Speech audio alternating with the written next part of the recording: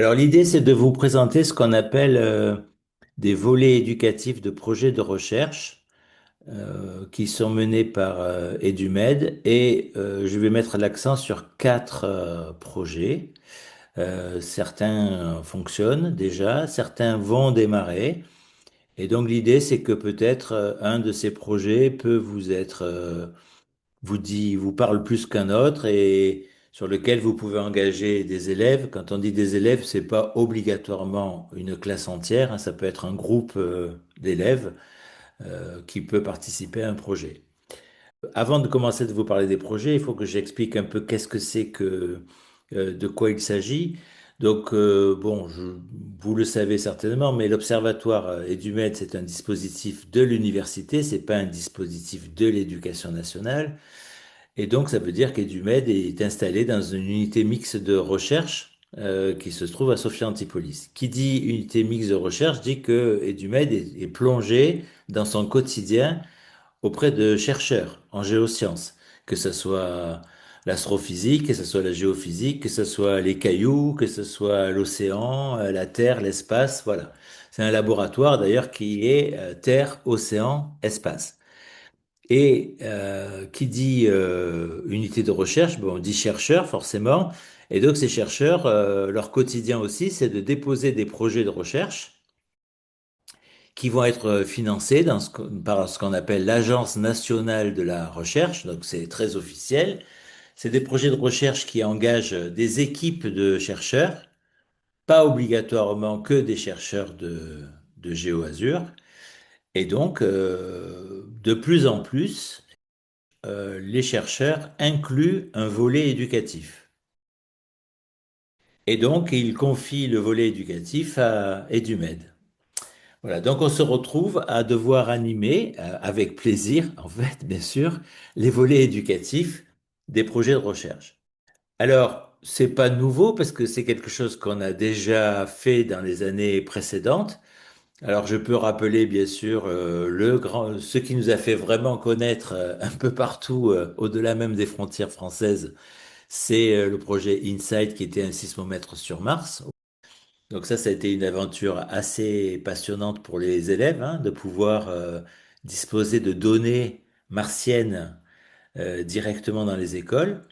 Ces données existent toujours, donc en fait on peut toujours suivre ce projet, mais lui, le projet en tant que projet est clôturé déjà depuis 2023. On a aussi fait d'autres volets de recherche comme la mission Hyper ou la mission Supermove qui étaient des missions océanographiques où on a envoyé des profs à bord du vaisseau, du vaisseau océanographique. Et donc, ils ont pu faire un certain nombre d'animations auprès de certaines écoles qui les ont suivis. Voilà. Voilà nos quatre projets. Ben, il y a bien sûr Amorgos, Muriel qui est présente aujourd'hui a déjà pratiqué Amorgos, donc peut-être qu'elle pourra dire un mot si vous voulez. Il y en a un autre que je dois vous présenter, c'est EduDelo, voilà, qui tourne déjà depuis un an. Par contre, il y a deux petits nouveaux qui s'appellent CI-Smart et Lavas. Et donc, voilà, il faut que je vous présente ces quatre projets pour vous dire à peu près ce qu'on pense y faire. Alors, on va commencer par Amorgos parce que c'est celui qui a déjà tourné depuis un an. Donc, chaque projet, je vous les présente de la même façon. Je vous rappelle très rapidement le contexte, puisque ce que nous, on propose en tant que volet éducatif et qu'est-ce qu'on va faire en 2026-2027. Donc pour Amorgos, en fait, les chercheurs se focalisent sur un événement qui a eu lieu en 1956. Donc c'est pas une histoire si vieille que ça. Un gros séisme qui a impacté une île des Cyclades qui s'appelle Amorgos, qui est un peu à côté de Santorin. Voilà. Donc c'est assez au sud dans les Cyclades. Et ce séisme a provoqué un tsunami dont on a le témoignage d'un run-up, c'est-à-dire la hauteur des plus hautes vagues qui aurait été de 20 mètres. Alors en fait, ce séisme pose des questions. Ce séisme, en fait, n'a pas fait trop de dégâts sur Amorgos. Pourtant, il a été quantifié à magnitude 7,7, donc c'est quand même beaucoup. Il fait quand même un gros tsunami, quand même un gros tsunami sur certaines parties de l'île. Donc, en fait, il y a beaucoup de points obscurs et d'où l'intérêt de faire ce projet de recherche. Donc, il y a des équipes qui travaillent à terre, en mer, des, des gens qui travaillent sur les cailloux, des gens qui travaillent sur le tsunami, des gens qui travaillent sur les séismes et qui essaient de comprendre un peu ce qui s'est passé. Parce que le but, quand même aussi, c'est que ce phénomène pourrait se reproduire dans une région qui est quand même très touristique et qui pourrait, bien sûr, poser des problèmes autres que ceux qu'ils ont posés en 1956.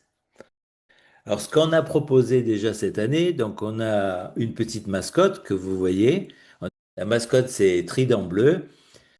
Et en fait, ce qu'on propose, c'est que tous les 2 mois, les écoles qui participent ont, comme je dis, un rendez-vous avec Trident Bleu, c'est-à-dire que la mascotte va proposer des défis, des énigmes, rien de... Alors, nous, notre travail, c'est pas de soumettre des énigmes que les chercheurs ont à résoudre, hein. On fait des choses bien plus simples, mais qui, quelque part, sont en relation avec le projet de recherche.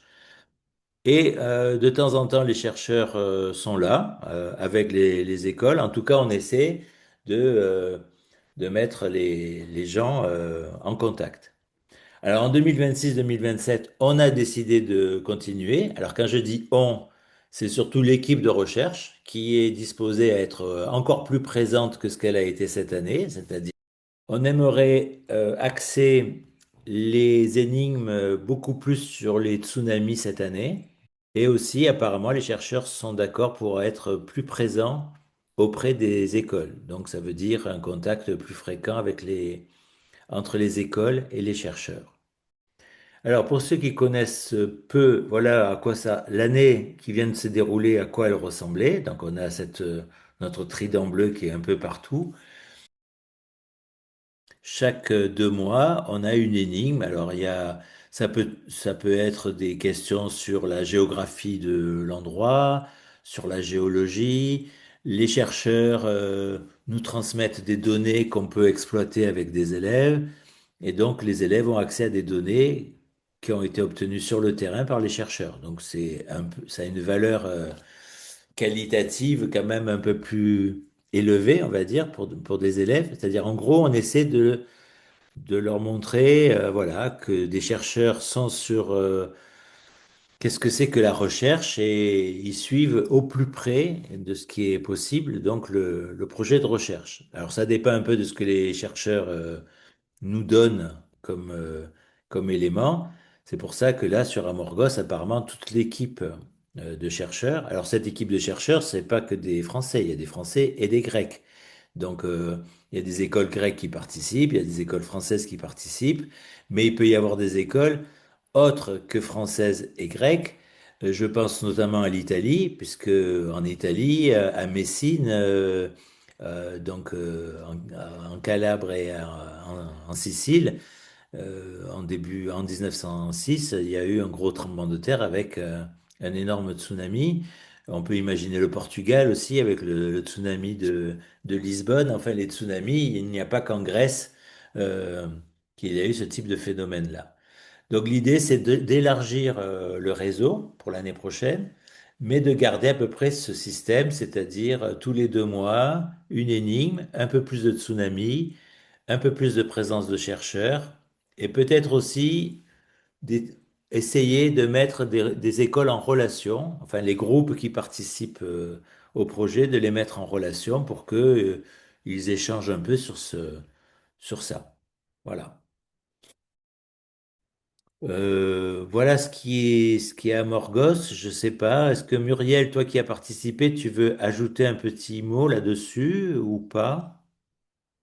Oui, je peux ajouter un petit mot parce que donc moi j'avais un club de collégiens qui ont suivi les énigmes. Enfin, même avant le défi Trident Bleu, on était en contact avec cette équipe de recherche très tôt sur ce tsunami 56. bah, les élèves, ils ont beaucoup apprécié la diversité des activités qui étaient proposées.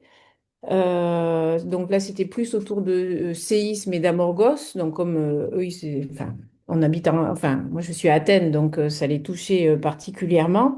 Ils ont, enfin, quand je dis diversité des activités, donc il y a eu des activités pratiques, des petites expériences, il y a eu de l'ordinateur, il y a eu des visios avec des chercheurs. Et nous, on a eu la chance d'avoir Jean-Luc et puis la directrice du projet de recherche qui sont venus à l'école. Donc ça crée vraiment enfin, ça rend visible, enfin, et puis c'est du concret. Voilà, Oui. donc les élèves ont beaucoup aimé. Voilà, donc ils se préparent. On a fait des affiches, on a fait des bandes de son. Enfin, c'était vraiment, vraiment bien et accessible à des élèves. Moi, j'avais mis des quatrièmes, troisièmes pour pouvoir suivre le projet de recherche pendant 4 ans.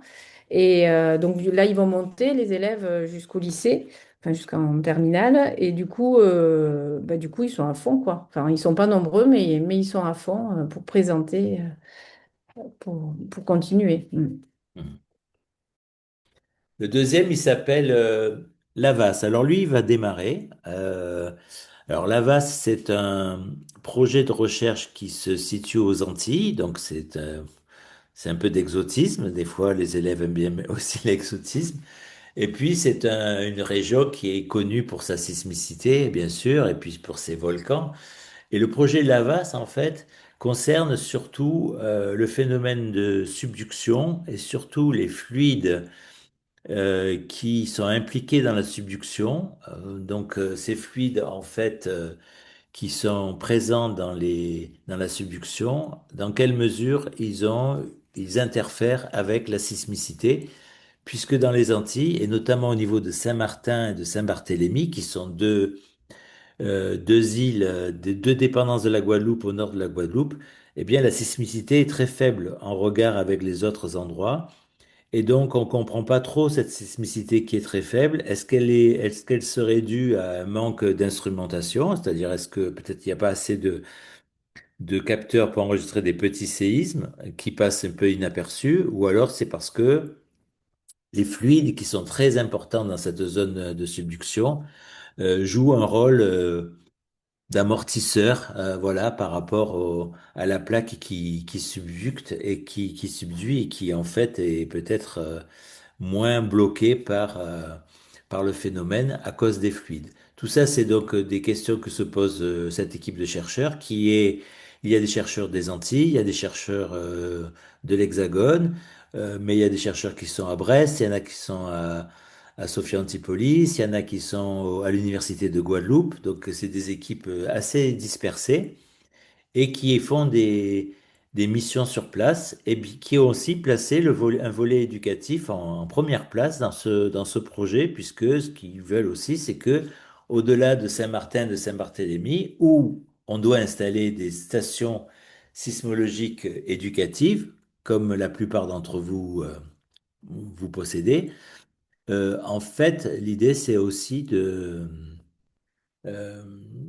de, de faire un volet éducatif sur tout l'arc antillais, Guadeloupe, mais aussi Martinique, sur le risque sismique. Donc en fait, ce défi, enfin l'AVAS, il sera basé sur beaucoup le risque sismique, la sismicité des Antilles. Et donc, ce qu'on va faire là aussi, c'est à peu près comme à Morgos. Donc il y a déjà une nouvelle mascotte qui se dessine. Vous la voyez là, c'est une petite tortue. Voilà, qui en fait vous présente la subduction. Elle apporte un nom déjà, peut-être qu'il va changer parce que le projet est en train de se construire. Et l'idée, c'est de faire un rendez-vous tous les 2 mois avec une question scientifique. Alors bien sûr, il y aura des écoles des Antilles qui vont être certainement impliquées parce qu'on va parler des Antilles, mais rien n'empêche une de vos écoles d'être intéressée par ce projet et de suivre tous les 2 mois ce projet aux Antilles, d'autant plus qu'on parle d'un phénomène géologique et qui fait partie de l'enseignement, enfin en tout cas surtout au lycée. Donc, j'ai rien à vous montrer pour l'instant parce que tout est pour l'instant dans nos têtes ou sur des brouillons. Voilà. La seule chose en première mondiale, je dirais, je vous montre notre petite mascotte qui risque un peu encore d'évoluer, mais voilà, elle est partie pour être une tortue parce qu'en fait, la tortue, ben, c'est un peu le symbole à la fois de la mer et de la terre.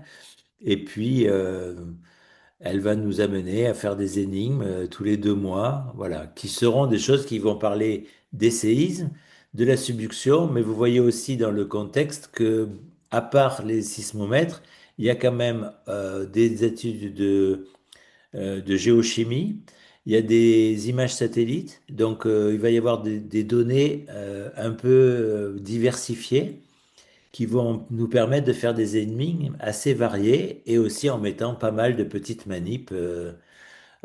Voilà. Et en espérant aussi qu'on ait quelques missions océanographiques qui permettent aux élèves d'être en direct avec un bateau océanographique quand ces bateaux sillonneront les Antilles. Voilà pour ce programme-là. Ça s'appelle donc l'AVAS. Et je passe au troisième. Alors le troisième, il existe déjà. Alors il se présente, lui, il a lieu au Cameroun, encore donc une région qui, qui donne de l'exotisme au projet de recherche et au volet éducatif. Et là, on parle d'hydrogéologie. Donc là, on n'est pas trop dans les séismes, mais on est toujours dans la géologie puisqu'on s'intéresse à l'eau de façon claire, notamment des eaux dites souterraines.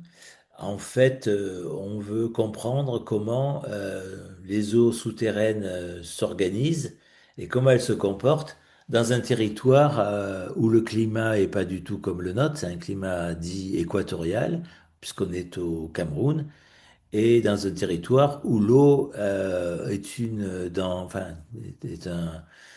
est un, de l'or bleu, on va dire, hein. C'est-à-dire que voilà, il faut arriver à comprendre ce qui se passe avec les eaux souterraines pour optimiser l'utilisation de l'eau dans des territoires où l'eau devient une préoccupation de tous les jours. Alors, nous avons installé des capteurs météo, nous avons des capteurs hydro et il y a un volet éducatif. Alors, ce volet éducatif, il n'a pas exactement la même forme. Euh, il a déjà démarré l'année dernière et en fait, il se présente sous la forme d'un jumelage de clubs sciences. C'est-à-dire qu'au Cameroun, il y a des écoles qui mettent en place des clubs sciences avec le soutien de l'IRD. Alors l'IRD, c'est un peu le CNRS de l'étranger. Donc il y a chaque club science au Cameroun a un chercheur associé, un mentor, qui en fait fait faire à ce club science ben, des petites choses, notamment sur l'hydrogéologie, puisque en relation avec ce projet de recherche, et on essaie de jumeler un club science camerounais avec une école en France, parmi celles qui sont intéressées. Alors, en 2026-2027, c'est comme ça qu'on va se passer. Donc, c'est-à-dire, on ne produit pas d'énigmes dans ce projet. On facilite simplement le jumelage entre deux écoles à partir de leur club. Voilà. Et donc, les élèves communiquent entre eux sur la problématique de l'eau qu'ils ont chacun sur leur territoire.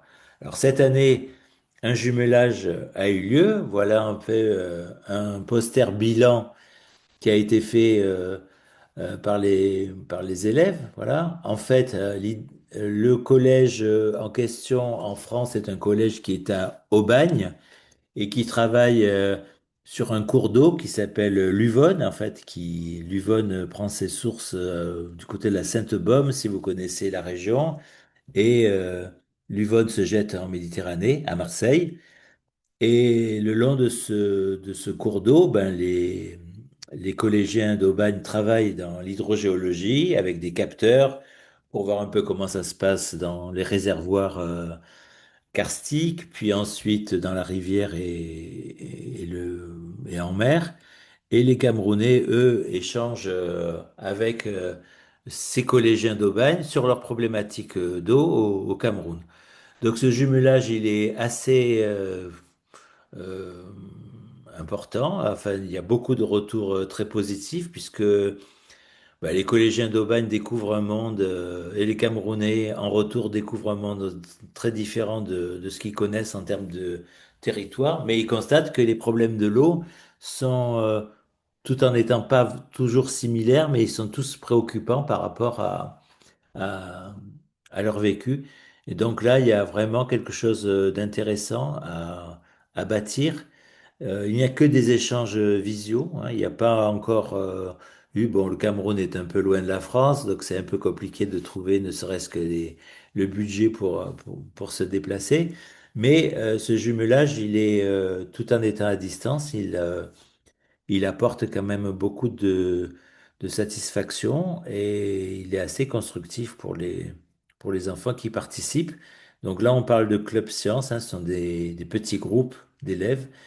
Et donc il y a au Cameroun des clubs sciences, il y a encore d'autres écoles qui sont quelque part en attente d'un jumelage avec des écoles françaises qui voudraient, voilà, de temps en temps être organiser une visio. Donc c'est pas très lourd dans l'année, hein, ça peut se faire de façon assez ponctuelle.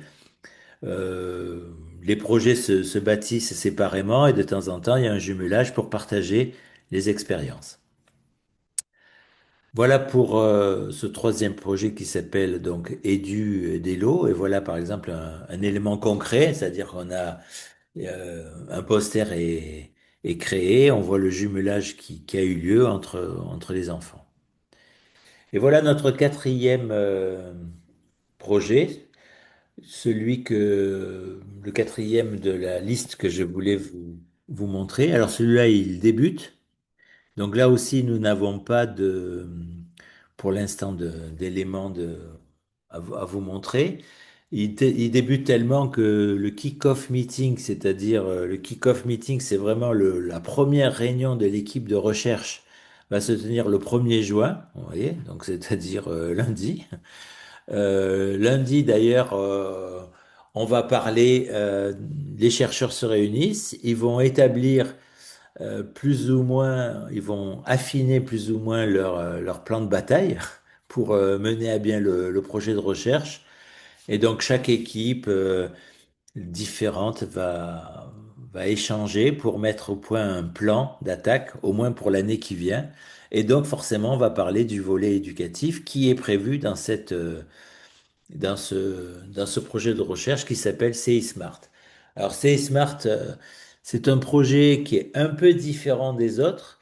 En fait, des chercheurs et des ingénieurs en sciences humaines et sociales et en géophysique, donc c'est des familles de chercheurs qui ne se côtoient pas obligatoirement tout le temps, vont se mettre ensemble pour essayer d'optimiser et de fabriquer des outils pour aider les collectivités à être meilleures en cas de crise sismique.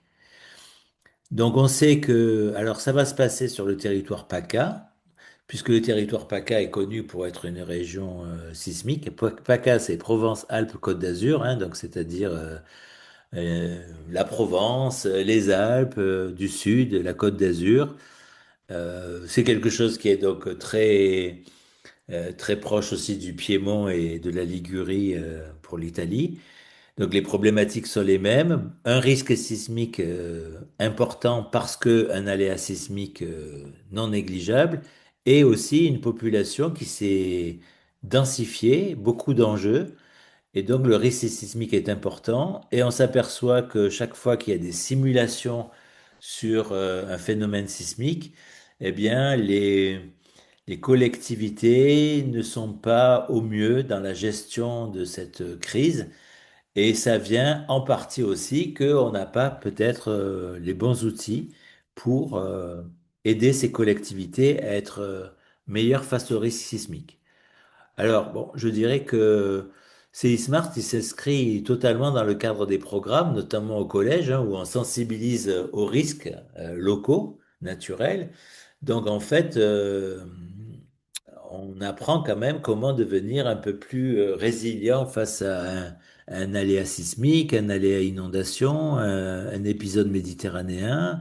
Et donc forcément, là, on aborde la relation forte qu'il y a entre le monde de la recherche, déjà dans sa dimension géophysique, donc ceux qui travaillent sur le séisme, et les sciences humaines et sociales, ceux qui travaillent sur les comportements humains face à un aléa, et donc de se regrouper pour essayer de trouver des outils qui soient performants. Alors, le volet éducatif ne vise pas à, à rentrer trop dans ces outils parce qu'ils risquent d'être complexes. Là, on va avoir beaucoup de modélisation, on va avoir beaucoup euh, de données qui vont être traitées, beaucoup d'intelligence artificielle aussi qui vont être mis à contribution par rapport à tout ça. Alors, ce volet éducation, nous, on va essayer de le mener en parallèle. Donc, ce qui est plus ou moins dessiné, qui devrait être confirmé dès lundi, mais c'est déjà quelque chose qui a été un peu avancé, c'est que dans ce volet éducatif, eh bien, on va fonctionner de la façon suivante. Chaque école qui participera sera en contact avec un chercheur qui, en fonction de sa proximité, pourra venir à l'école ou contacter l'école en visio. Il fera une visioconférence de départ, c'est-à-dire plutôt en début d'année, on va dire octobre, novembre, par là. Et il lancera un défi aux élèves qui devront relever. Défi qui sera quelque chose à la portée des élèves, bien sûr, et qui sera un peu en lien avec le projet CI Smart. Donc en fait, les, le défi devra être relevé par l'école qui va avoir cette fois-ci non pas 2 mois, mais c'est à établir avec le chercheur. Donc une période que les écoles jugeront utile, enfin optimale, pour répondre aux chercheurs. Donc il y aura une deuxième rencontre, toujours en présentiel ou en visio, où les élèves cette fois-ci présenteront aux chercheurs comment ils ont pu relever le défi que le chercheur leur avait soumis à ce moment-là. Alors vous voyez, c'est lié au SVT, mais à la physique et maths, parce qu'on va avoir de la géophysique, on va parler de sismologie forcément, mais aussi on peut inviter fortement des collègues d'histoire-géographie, peut-être aussi des écoles primaires s'il y en a à côté de vous, pour faire ça, puisqu'en fait, ce sera assez large comme type de défi. Voilà, alors nous, la fonction d'Edumed, c'est d'identifier les écoles qui veulent participer à ça et qui bénéficieront donc d'un mentor. Donc, ce mentor, il est forcément membre de l'équipe science. Donc là aussi, les chercheurs de ce projet, ils sont en région PACA, ils sont aussi du côté de Montpellier, et il y a quelques Parisiens aussi. Voilà, donc en fait, il y en a qui seront... Alors, quand on est école en région Alpes-Côte d'Azur ou au Piémont, je pense à Cuneo par exemple, ben, ils pourront bénéficier d'un chercheur qui pourrait venir sur place en présentiel voir les élèves. Si on est un peu plus loin, ça interdit pas d'y participer, mais bien sûr, on risque d'être en visio, sauf si on n'est pas loin d'un des chercheurs qui se trouve pas en région PACA, comme certains Parisiens ou du côté des Pyrénées. Voilà, je crois que j'ai passé en revue les 4 projets. Euh, alors, pratiquement, si, alors vous voyez que des mascottes sont en train de se dessiner, voilà, pour chaque volet éducatif. On n'a pas de mascotte encore pour Smart, mais bon, ça va venir, hein, je pense. Tous ces projets, ils sont décrits un peu plus en détail sur le site. Donc, si vous faites edumed.unis.fr/projet, vous allez tomber sur Amorgos, Lavas et tout ça. Et puis, si vous êtes intéressé par un projet, si vous vous dites, voilà, je voudrais bien participer à un de ces projets et donc être au courant dès septembre, quand c'est que ça commence et comment fonctionner, voire poser d'autres questions, eh bien, vous faites un petit message à edu@geoazur.unis.fr. Voilà, vous dites, voilà, ce projet-là m'intéresse, je veux être associé à ce projet. Voilà.